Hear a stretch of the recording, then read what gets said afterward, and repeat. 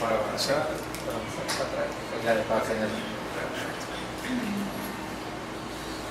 Ok, buen día. En el día de hoy les vamos a hablar acerca de alergia alimentaria. La agenda que vamos a desarrollar: introducción, definición de términos básicos, epidemiología, la clasificación tanto la americana como la europea, manifestaciones clínicas de esta entidad, la inmunogenética, inmunología gastrointestinal para poder entender la inmunopatología, de qué manera se llevan a cabo los diagnósticos, estudios realizados y al final conclusiones. Tenemos que la alergia alimentaria es un problema de salud pública y en ocasiones está subdiagnosticada.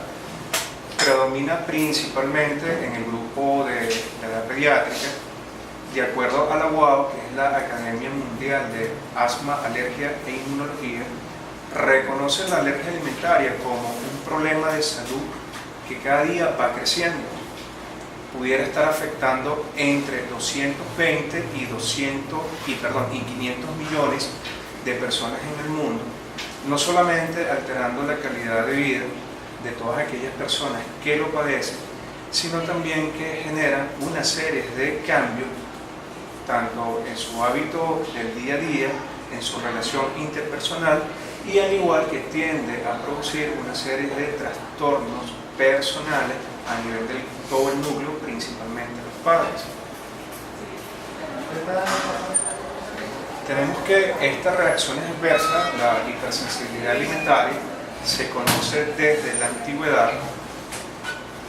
El filósofo Hipócrates, entre los años 437 y 460 a.C., fue uno de los pioneros que comenzó a notar y a describir este tipo de manifestaciones, relatando los primeros problemas gastrointestinales y los jabones que fueron desencadenados por la ingestión de leche. No obstante, posteriormente, un escritor llamado Lucrecio logró precisar que todo aquello que era bueno o era alimento para algunos, lamentablemente era veneno para otros.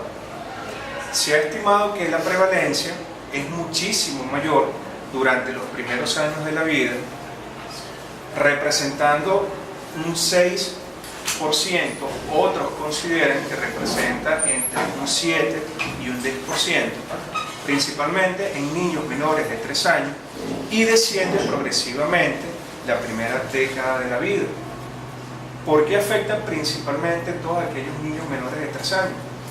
Tenemos que recordar la fisiología gastrointestinal, donde el sistema gastrointestinal en niños menores de 2 o 3 años es un sistema totalmente inmaduro. Al ser inmaduro, tenemos que la población total de los linfocitos del 100%, el 20% está confinado en el sistema gastrointestinal. Si tenemos un sistema gastrointestinal que está inmaduro y sometemos una serie de toxinas o la sometemos a una serie de eventos adversos que me puedan condicionar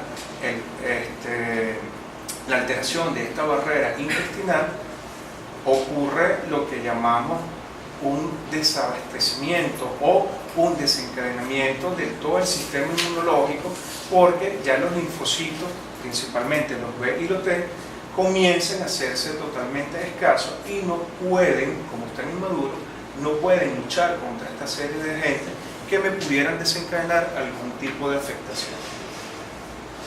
Es muy importante desarrollar 4 términos que pudieran considerarse igual o similar, pero son muy distintos. Alergia alimentaria. La alergia alimentaria representa una serie de manifestaciones clínicas, signos y síntomas, desencadenados principalmente por una reacción de hipersensibilidad tipo 1, es mediada por IgE. Esta alergia alimentaria, lo más característico es que siempre se va a tornar repetitivo cuando está presente el agente, y que a medida que la persona se va sensibilizando, las manifestaciones clínicas son muchísimo mayores, y aparte que son muchísimo mayores, cuesta mucho para que el cuadro clínico pueda desaparecer. Tenemos intolerancia alimentaria. Es muy importante poder hacer un diagnóstico diferencial con alergia alimentaria, porque la intolerancia alimentaria no necesariamente va a tener un mecanismo mediado por IgE. Principalmente el mecanismo es o un mecanismo farmacológico, un mecanismo metabólico o simplemente la idiosincrasia que puede existir en el pueblo. La intolerancia alimentaria no tiene ningún tipo de riesgo que pudiera poner en peligro la salud del paciente y es algo totalmente transitorio. Intoxicación alimentaria. La intoxicación alimentaria también es una serie de signos y síntomas que se observan en un paciente. Pudiera, como no pudiera, estar mediado por IgE. La característica clínica más importante es que para que se pueda desencadenar la intoxicación alimentaria, el paciente tiene que estar expuesto a una gran cantidad de alimentos, ya bien sea por contacto, ya bien sea por inhalación o ya bien sea por ingestión. Y también la intolerancia alimentaria pudiera, como no pudiera tener algún algún evento tipo IgE. Reacción adversa a un alimento. Igual, una serie de signos y síntomas que se manifiestan en el paciente, pero es totalmente contradictorio a la intoxicación alimentaria. ¿Por qué? Porque cuando ocurre la reacción adversa, no necesariamente tiene que ser con una gran cantidad de alimentos. Pudiera ser con una mínima cantidad de alimentos que en condiciones normales para un grupo normal que se encuentra en una reunión no pudiera desencadenar ningún tipo de afectación, pero que a esa sola persona sí le desencadena reacción y tampoco compromete la vida del paciente. Diferencias y similitudes. Tenemos que tanto la reacción alérgica como la intolerancia, todos aquellos factores van a depender del individuo. En contraproducente con la reacción tóxica, que no depende del individuo. La reacción alérgica y la intolerancia, los factores no van a depender del alimento, porque se estima que es principalmente mediado por IgE. Sin embargo, la reacción tóxica sí va a depender del alimento, porque va a estar en juego la gran cantidad de sustancias a la cual puede estar sometido el paciente. Tanto la reacción alérgica como la intoxicación, su patogenia principalmente es inmunológica. La reacción tóxica no se sabe como tal cuál pudiera ser la patogenia, porque eso va a depender principalmente del agente o de una serie de sustancias que pudieran estar incrustadas en el alimento y pudieran desencadenar algún tipo de reacción. Es muy importante saber que existen una serie de factores de riesgo que me pudieran condicionar el desarrollo o no de esta serie de eventualidades. Vamos a tener factores prenatales y factores postnatales. Dentro de los factores prenatales es muy importante la predisposición genética, que luego la vamos a desarrollar. Es muy importante la sensibilidad intrauterina. Todos aquellos pacientes donde las madres tienen algún tipo de susceptibilidad genética y están sometidas a una serie de factores que pudieran ir desencadenando a nivel del útero una gran producción de IgE, ya son determinantes para que me puedan ocasionar algún tipo de reacción, no solamente en el momento del nacimiento, sino a medida que el niño comienza a crecer. Es muy importante la dieta, es muy importante la etnia, porque la etnia va en constante desarrollo con lo que es la predisposición genética, y también es muy importante la edad materna. Dentro de los factores postnatales vamos a tener la edad en la cual se llevó a cabo la inducción o introducción de los alimentos. ¿Por qué? Porque recordemos lo que le dije anteriormente, el sistema gastrointestinal es un sistema totalmente inmaduro antes de los 2 o 3 años. Si empezamos con una dieta copiosa, una dieta sobrecargada de una serie de alimentos que son considerados potencialmente antigénicos y el paciente tiene la predisposición genética, son pacientes que el riesgo de desarrollar este tipo de entidad clínica es muchísimo mayor. Lactancia materna también es muy importante porque recordemos que dependiendo del tipo de alimento que pueda ingerir la madre, pueden atravesar lo que es la barrera, llegar a nivel de la lactancia materna y posteriormente ser ingerido por medio de las series de supuestos anticuerpos que se le está pasando al niño y desencadenar algún tipo de sensibilidad. Igual la exposición a los alergenos dependiendo del grado de antigenicidad a la cual está expuesto, ya bien sea desde el punto de vista de la alimentación materna, ya bien sea desde el punto de vista de la alimentación del niño o si constantemente está expuesto a la inhalación. Existe una serie de factores que han sido implicados en el desarrollo de esta sensibilización, principalmente la actividad enzimática. ¿Por qué? Existe una serie de enzimas gastrointestinales que son las pioneras de poder contrarrestar todas aquellas partículas antigénicas que me pudieran ir invadiendo o atravesando la barrera gastrointestinal.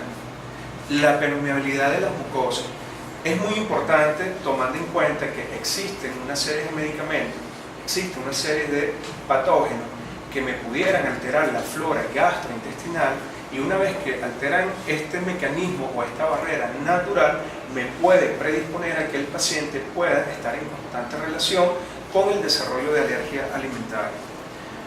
Patologías previas que pudieran comprometer la integridad de la barrera gastrointestinal, principalmente patologías gastrointestinales tipo enfermedad de reflujo gastroesofágico, tipo eosinofilia gastroesofágica, que son una de las entidades que, si bien es cierto, son pocos las que se puedan diagnosticar, pero sin embargo muchas veces tienden a pasar desapercibidos y al fin del cabo son desencadenantes del desarrollo de alergia alimentaria. Factores inmunológicos, acá está presente todas aquellas enfermedades tipo inmunodeficiencia primaria que me pudieran alterar la barrera gastrointestinal y de esta manera desarrollar alergia. Esto es una tabla para tener presente cuáles son aquellos principales alergenos alimentarios. Tenemos en la plana, la principal es la leche de vaca, luego le sigue el huevo, pescado, los crustáceos, las leguminosas, cereales, mostazas y melocotón. Hago una acotación que estos son cifras, estudios americanos, que por lo tanto a nivel de Latinoamérica y principalmente en Venezuela no se han logrado estructurar.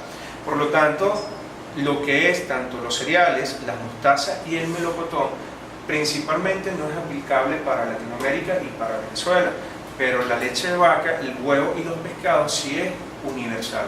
Al lado tenemos las diferentes proteínas que son las principales involucradas en el desarrollo de este tipo de patología. Epidemiología. Se estima que el 8% de todos aquellos niños pudieran desencadenar alergia alimentaria. El 2.4% pudieran tener múltiples alergias y aproximadamente el 3% experimentan reacciones a esta serie de alimentos, pero ya son alteraciones que me pueden comprometer la vida del paciente. La leche de vaca se ha estimado que representa el 2.2%, luego le sigue el maní y otra serie de productos secos, representando el 1.8%, han sido los que han estado en el pie de esta serie de eventos en contraproducente a nivel de los adultos, donde se ha visto que los mariscos, las frutas y las verduras son los principales desencadenantes, en contraproducente con los pacientes pediátricos. Tenemos que para el 2013 los censos para el control y prevención de las enfermedades en Estados Unidos concluyen que la alergia alimentaria entre los niños de 0 a 17 años fueron incrementando de un 3.4% en 1997 y 1999 a un 5.1% entre el 2009 y 2011. Estas son cifras que han estado totalmente diferidas con respecto a la sociedad europea, porque a nivel europeo ellos dan una cifra muchísimo mayor correspondiente, ya bien sea entre un 6 o un 10%. La alergia alimentaria, si bien es cierto que pudiera entenderse como una entidad clínica que es muy fácil de manejar, pues no es así. Existe una gran cantidad de estudios que han venido desarrollando, pero son estudios donde simplemente se han quedado en tipo cuestionario. ¿Por qué? Porque es un poquito complicado poder llevar a cabo un estudio a nivel de una consulta privada o una consulta de la emergencia en un hospital y poder precisar cuál fue el agente que pudo haber desencadenado este tipo de reacción. Por lo tanto, esta serie de estudios lo han ido plasmando en función de todos aquellos cuestionarios que han ido desarrollando las diferentes sociedades, tanto a nivel de Latinoamérica, a nivel de Estados Unidos y también a nivel europeo. Tenemos que en Alemania la prevalencia corresponde a 20.8% y en Latinoamérica corresponde a 14.9%. De acuerdo a las sociedades, Estados Unidos dice que la tasa de ello es muchísimo menor. Latinoamérica, principalmente Colombia, dice que es muchísimo mayor a la de Estados Unidos, pero la europea dice que la de ellos es la tasa muchísimo mayor. Entonces, en realidad, ¿quién tiene la razón? No la sabemos. Acá tenemos una serie de datos donde son las tasas estimadas de prevalencia de alergia a los alimentos, pero esto es una tabla de América del Norte. Acá logramos observar que en los lactantes y los niños la leche de vaca es la que sigue predominando con un 2.5%, pero en adultos los mariscos representan un 2%. Es muy importante tener las dos clasificaciones, a pesar que las dos clasificaciones al final engloban lo mismo. Tenemos la clasificación americana y la clasificación europea.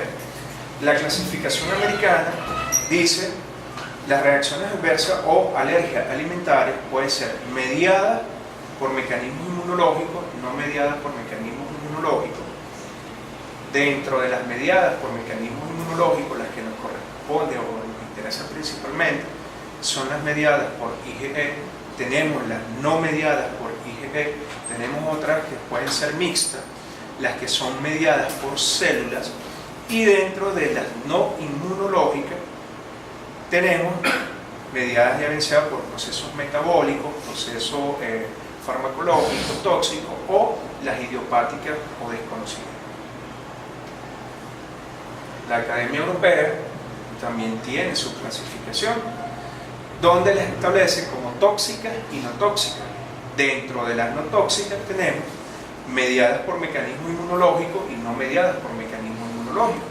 Las no mediadas por mecanismo inmunológico pueden ser por una falta de tolerancia, donde están involucrados mecanismos enzimáticos, mecanismos farmacológicos o mecanismos que no se han logrado precisar todavía, y las que son mediadas a nivel de mecanismo inmunológico, las que son mediadas por IgE y las que no son mediadas por IgE. En fin, las dos clasificaciones dicen lo mismo.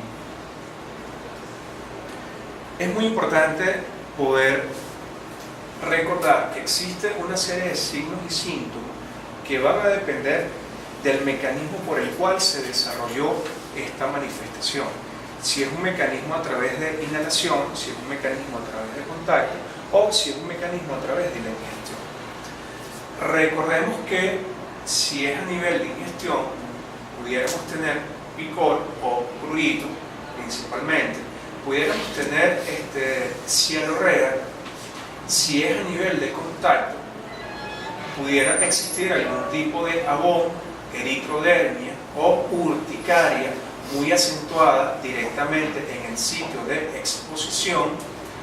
Si es a nivel de inhalación, pudiéramos desencadenar principalmente mecanismos respiratorios dados por crisis de broncoespasmo.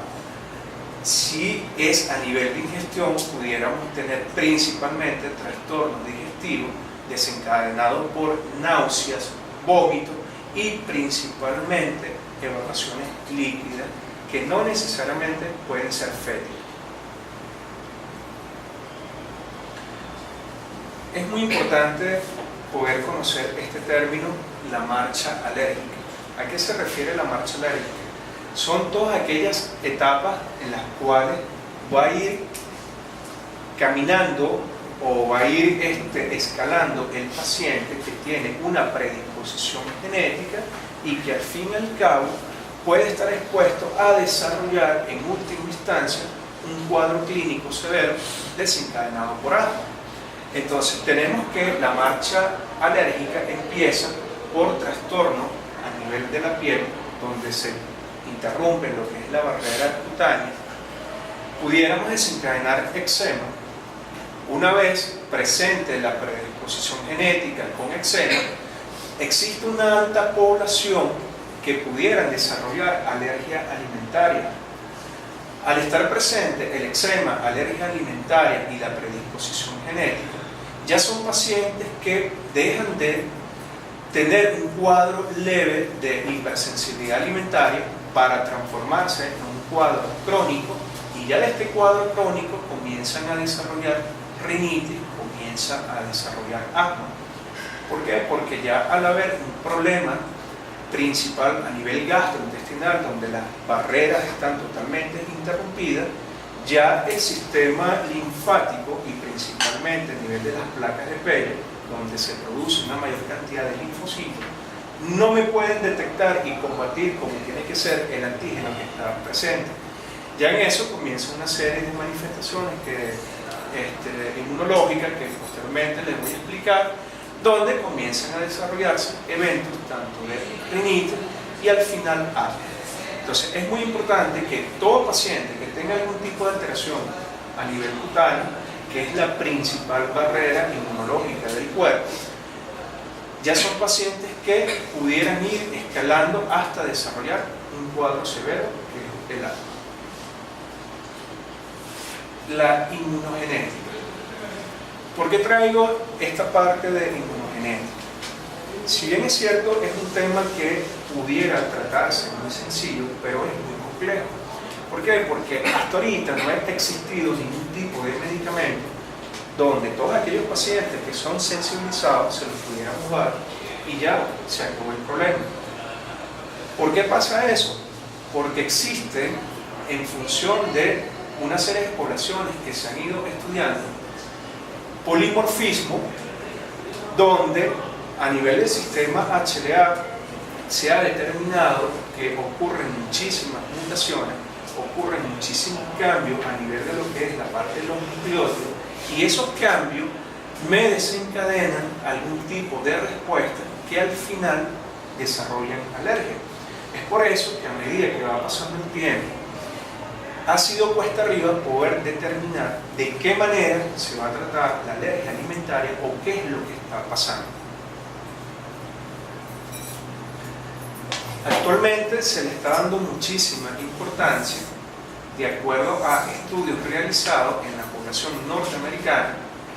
Tanto Cameron School examinaron el polimorfismo entre la interleuquina 13. Ya después le voy a hablar de la interleuquina 13 para que se logre comprender muchísimo mejor, donde todos aquellos pacientes que tienen una afectación de la interleuquina 13 pudieran estar asociados con el desarrollo de asma, atopia, dermatitis y alergia alimentaria. En este estudio, los autores encontraron que individuos homocigotos producían niveles significativos más altos de interleuquina 13, lo que pudiera desarrollar atopia y por consiguiente alergia. En otro estudio realizado por investigadores del Reino Unido y de Arabia Saudita, encontraron también un polimorfismo en la región 3, de este nucleótido, donde simplemente este factor de transcripción es el que está asociado con muchísima susceptibilidad y severidad en alergia, pero principalmente al maní. Esto es para hacer un recuento de lo que es la inmunología gastrointestinal. Observemos que esto es el epitelio gastrointestinal. Vamos a tener principalmente la placa de Peyerl, vamos a tener el tejido epitelial intestinal. En esta placa de Peyerl es donde están contenidos la mayor cantidad de linfocitos, que son los principales de poder censar esta bacteria o el antígeno. En condiciones normales, cuando tenemos una bacteria o un antígeno, inmediatamente son censados por las placas de Peyerl. Esta placa de Peyerl establece, a través de los linfocitos que están contenidos en ese nido, una respuesta inmunológica, y su principal acción es poder llevar a cabo mucha producción de inmunoglobulina A. Y esta inmunoglobulina A es la que crea como especie de una placa protectora y no permite que la bacteria o el antígeno penetre y de esta manera pueda atravesar la barrera y crear una respuesta de sensibilidad. Tenemos que, una vez tenido la estimulación antigénica, estas series de linfocitos comienzan a migrar, comienzan a salirse de lo que es este nido, se transforman en células plasmáticas, principalmente el linfocito B, y este linfocito B comienza a producir gran cantidad de inmunoglobulina A. ¿Y cuál es la función de la inmunoglobulina A? Poder actuar como una barrera, y de esta manera, cuando estamos presentes ante una bacteria o un antígeno, que no se lleva a cabo la producción de inmunoglobulina E, y de esta manera desencadenar un cuadro alérgico. En condiciones normales, esa barrera gastrointestinal está formada por células epiteliales intestinales, que son estas que están acá, y entre cada célula existe una célula en forma de U invertida, que son las famosas células de Owen. Estas células de Owen es la que permite la unión entre una célula y otra célula. Y a su vez, estas células de Owen es la que va a poder censar el antígeno que está circulando y de esta manera enviar una información a nivel de los linfocitos presentes en la placa de Peyerl para que puedan establecer un mecanismo de defensa. Tenemos que, ¿de qué manera pudieran ingresar al organismo? Principalmente a través de tres vías. A través de las células M, que son las famosas células de Owen, el mecanismo paracelular en estado inflamatorio y el mecanismo transcelular. La principal vía que ellos usan para poder ingresar al organismo son a través de las células M o células de Owen. Este es el principal mecanismo. Cuando este mecanismo está totalmente indemne, que no falla, el mismo antígeno, como es muy ágil, trata de buscar las otras dos vías. Se va por la vía paracelular, que si el paciente tiene algún mecanismo inflamatorio, pudiera ingresar al organismo, o a través de la vía transcelular. Pero principalmente este es el mecanismo de protección. Acá observamos que las células epiteliales, ya una vez cuando está en contacto directo con el antígeno, es censado por las mismas células, inmediatamente le envía la información a nivel de las placas de Peyerl, donde esa información es censada por las células dendríticas y los macrófagos, que son las principales células protectoras y desencadenantes de respuesta de hipersensibilidad ante cualquier antígeno que me pudiera desencadenar un tipo de proceso inflamatorio gastrointestinal.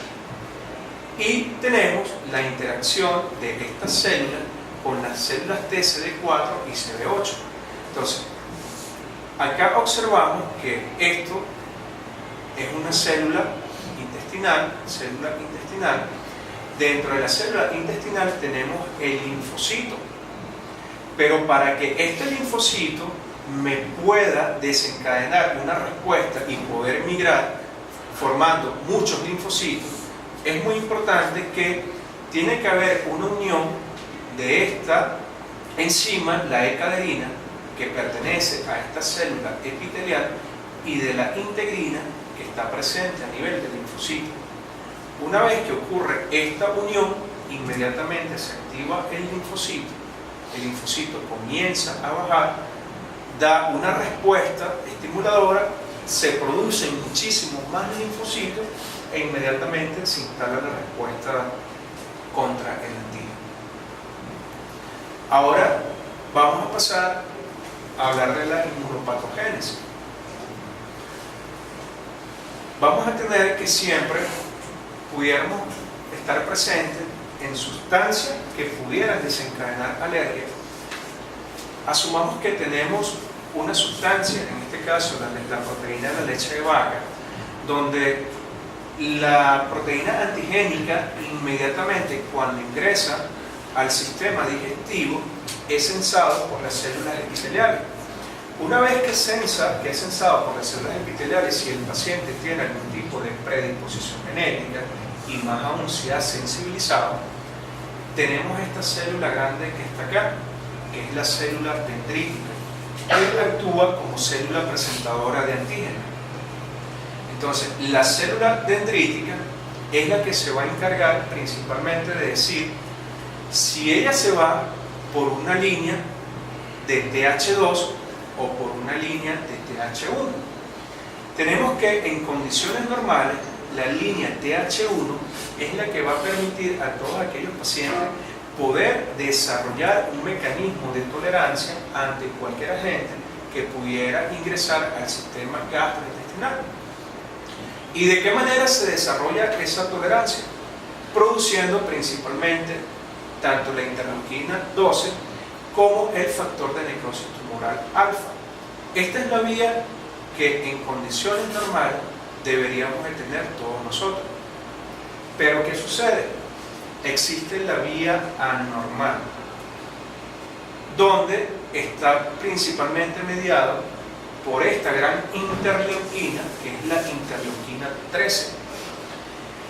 Si la célula dendrítica, una vez que le da la información al linfocito y el linfocito se va por esta vía, lo que hace es una mayor producción de interleuquina 13, aparte de la 4, la 5 y la 9, pero principalmente la interleuquina 13. Produce interleuquina 13, me desarrolla una respuesta TH2 y al final un sistema de sensibilización con mayor producción de inmunoglobulina E. ¿Qué es lo que está sucediendo? Acá la interleuquina 13, cuando le hablé de la inmunogenética, es lo que se está estudiando cada día más. ¿Por qué? Porque se cree que a medida que va pasando el tiempo, existe una alta población a nivel mundial que tiene mutación de la interleuquina 13. Y al tener mutación de la interleuquina 13, son pacientes, no necesariamente pediátricos, sino adultos, que tienen una alta prevalencia de desarrollar alergia. Y es por eso que todavía no se ha logrado poder establecer un mecanismo que me pueda frenar esta producción de la interleuquina 13 y de esta manera desarrollar un mecanismo de sensibilización. ¿De qué manera se va a desarrollar esta respuesta?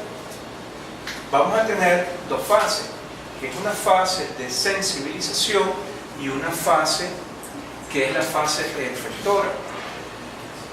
En este caso vamos a tener lo que es el antígeno.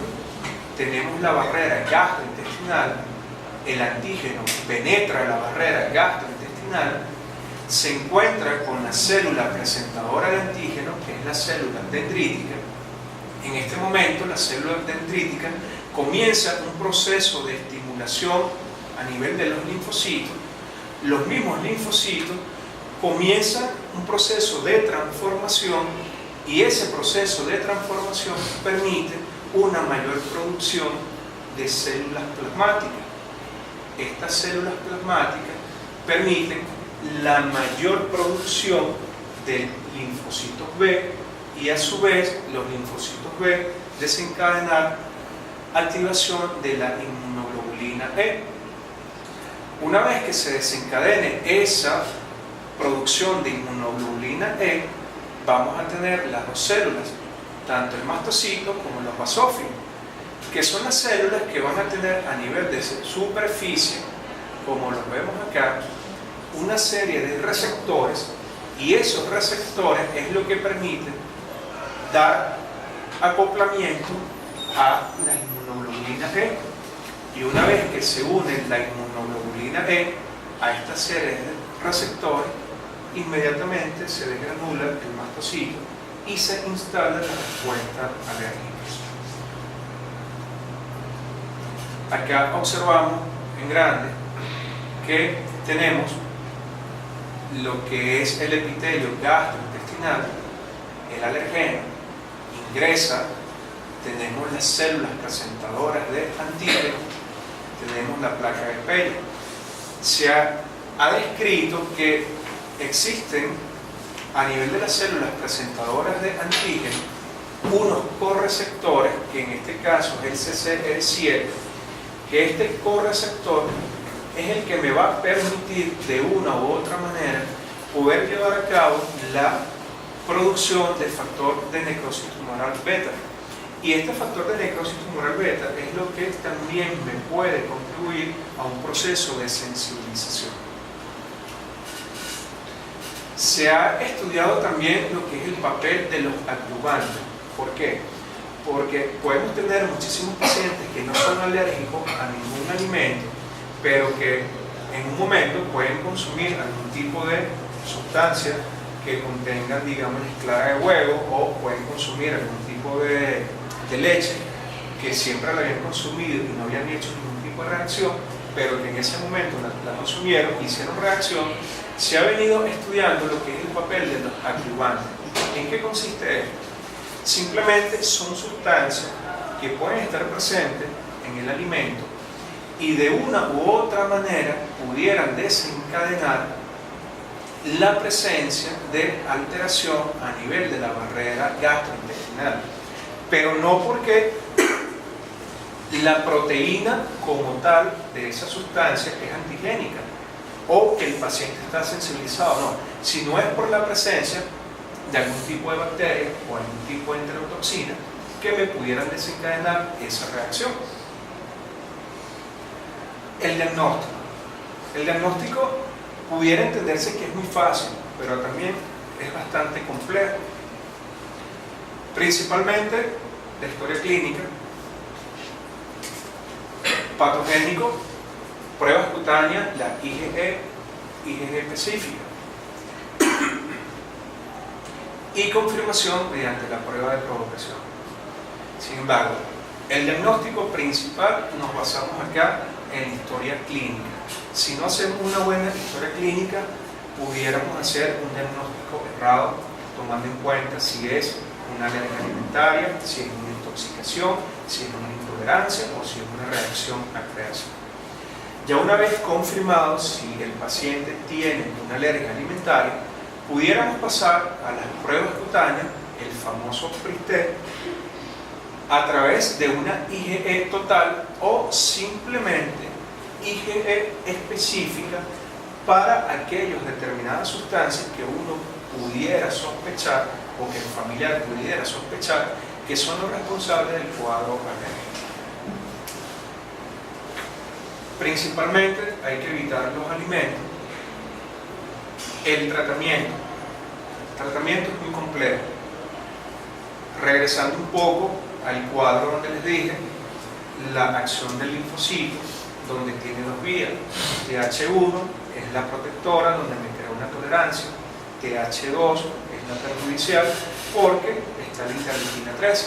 Entonces, el tratamiento, principalmente, una dieta de exclusión, recordando siempre y cuando sea una alergia alimentaria. Medicamentos, ya después hablaremos de eso. La prevención y los nuevos tratamientos farmacológicos. Tenemos alergenos específicos y no alergenos específicos. Los tratamientos alergenos específicos, les voy a enumerar una serie.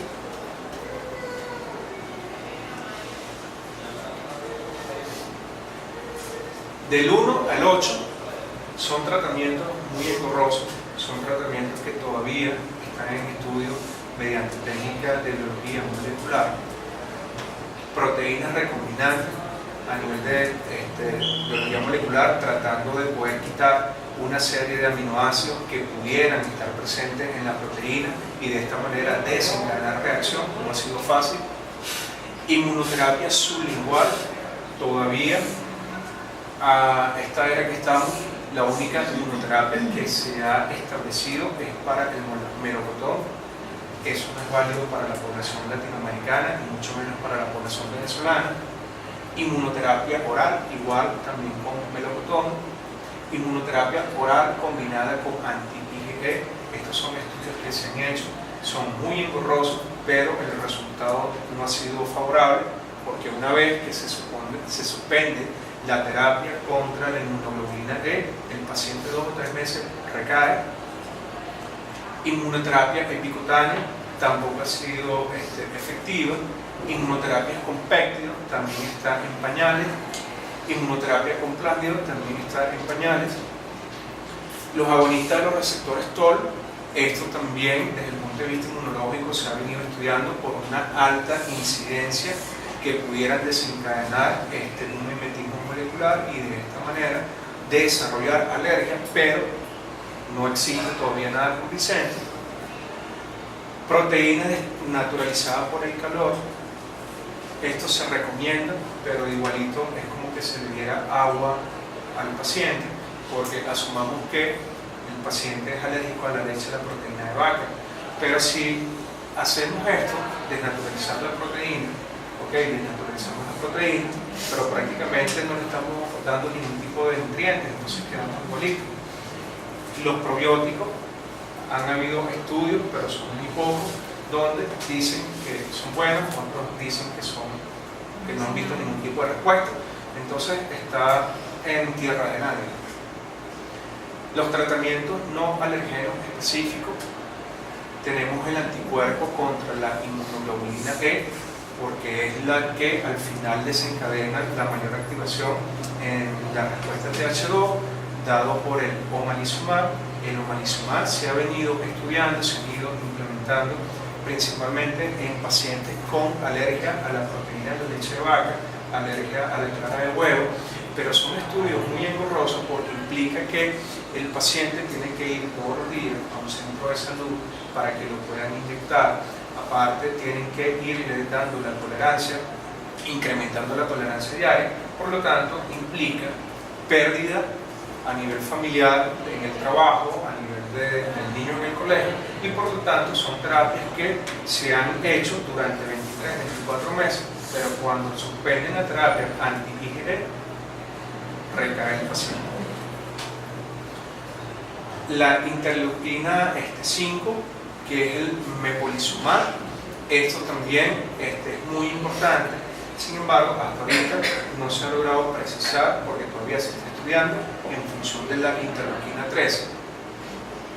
Estas son evidencias experimentales que se han venido realizando en el tiempo, donde se han estudiado los diferentes antígenos, en el caso de la proteína de maní, en el caso de lo que es la ovoalbúmina, y todos los antígenos tomando en cuenta la serie de adyuvantes o toxinas que se han ido suministrando, que al final lo que se ha logrado precisar si produce o no algún tipo de hipersecreción o hipersensibilidad, pero sin embargo han quedado todavía en el olvido porque no se han ido retomando como tienen que ser.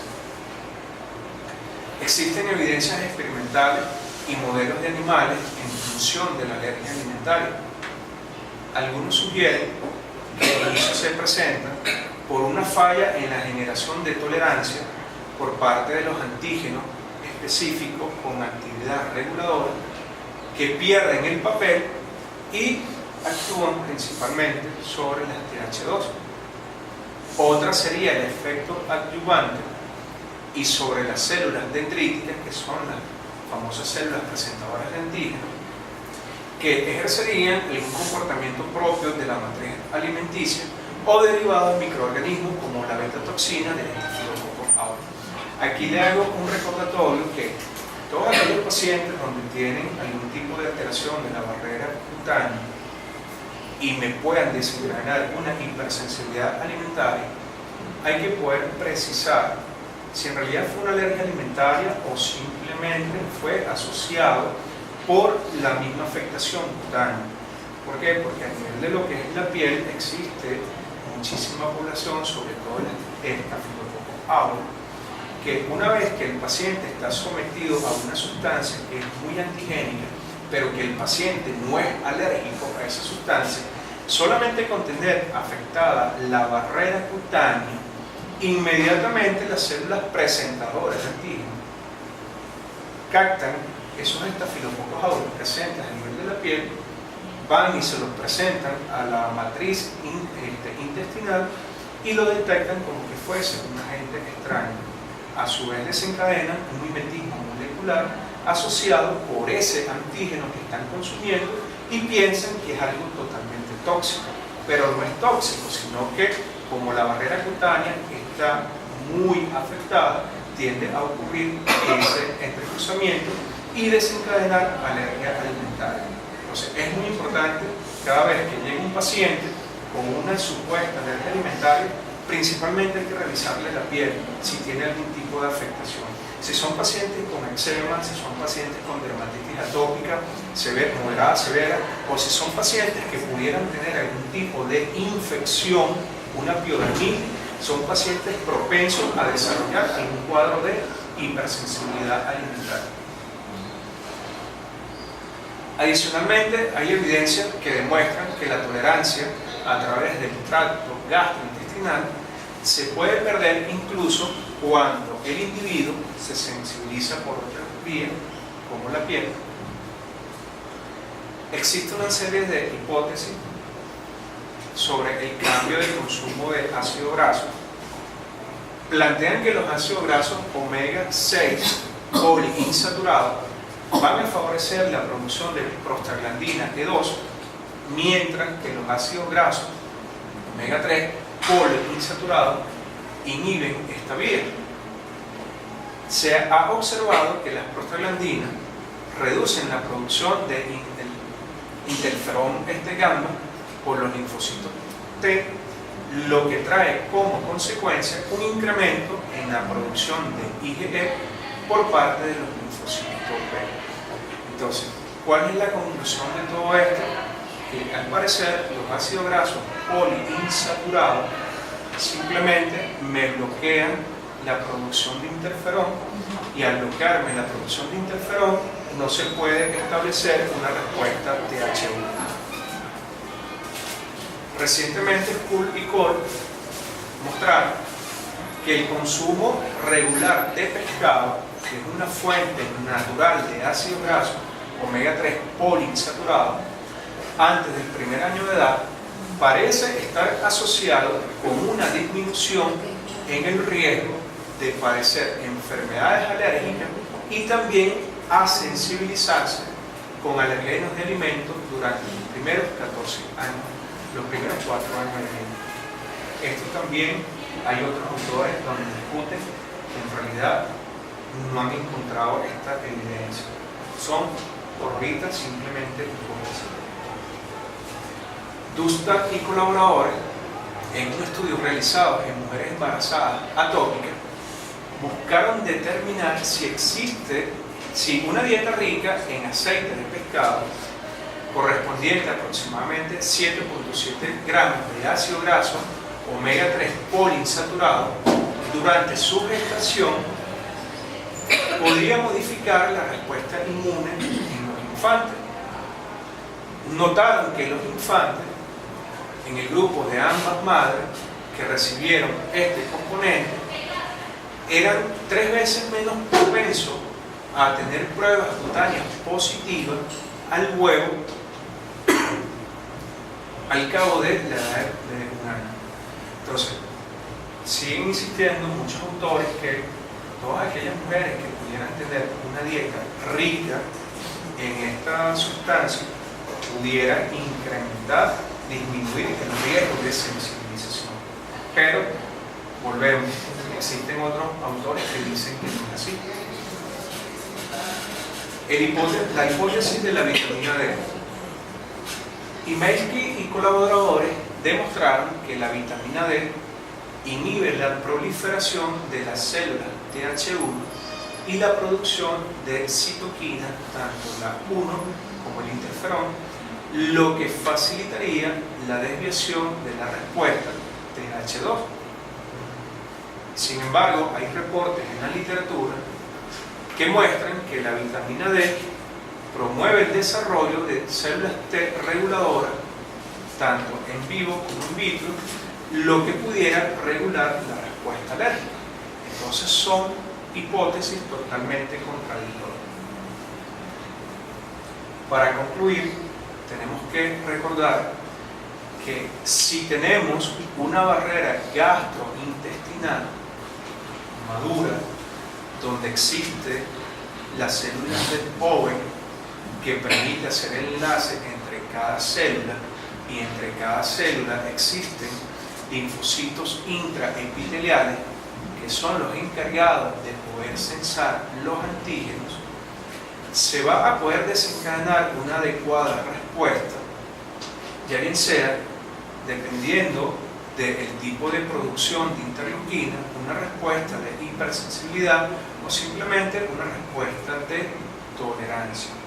Es muy importante poder precisar todos aquellos alimentos que puedan consumir la madre que estén lactando, que puedan consumir todos aquellos niños menores de 2 años, donde su sistema inmunológico gastrointestinal no está maduro y que son susceptibles al desarrollo de estos cuadros alérgicos. Pero no es porque sean alérgicos a esto, sino también son sistemas que están inmaduros y simplemente son susceptibles, y que al cabo de 3-4 años, ya cuando el sistema gastrointestinal termine su proceso de maduración, son pacientes que logran una adecuada tolerancia. Es muy importante poder precisar a todos aquellos pacientes, porque muchas veces pudiéramos caer en el error que le preguntamos a la madre: ¿qué le diste al niño? No, le dimos chocolate. El niño es alérgico al chocolate, entonces va creciendo el niño y dice: no puedo comer chocolate porque el médico me dijo que le dijo a mi mamá que yo era alérgico al chocolate. Y no, o sea, muchas veces hay que poder evaluar eso, porque si son niños que hacen reacción antes de los 2 o 3 años, son niños que pudieran alcanzar una tolerancia una vez que el sistema gastrointestinal haya madurado. Tenemos que, a pesar de la falta de claridad en las cifras epidemiológicas, cada día se conocen más estudios que tratan de definir el problema de alergia alimentaria, especialmente en los países desarrollados. En los países en vía de desarrollo se han realizado pocos estudios epidemiológicos y solo han utilizado la metodología del cuestionario. La enfermedad de la alergia alimentaria resulta en la exclusión de los niños a nivel de los comedores escolares e impiden su plena participación en la vida escolar y también en la vida social. La desensibilización oral representa un enfoque prometedor para poder reducir la carga de enfermedad causada por esta alergia asociada a los alimentos. La alergia alimentaria viene aumentando en los países en desarrollo como en los países, la alergia alimentaria está aumentando tanto en los países desarrollados como en los países en desarrollo, especialmente en la edad pediátrica. Está complicada principalmente por enfermedades alérgicas tales como asma y eczema. Asma, que es el pico de la marcha alérgica, y el eczema tópico, que es la base de la matriz alérgica. ¿Preguntas?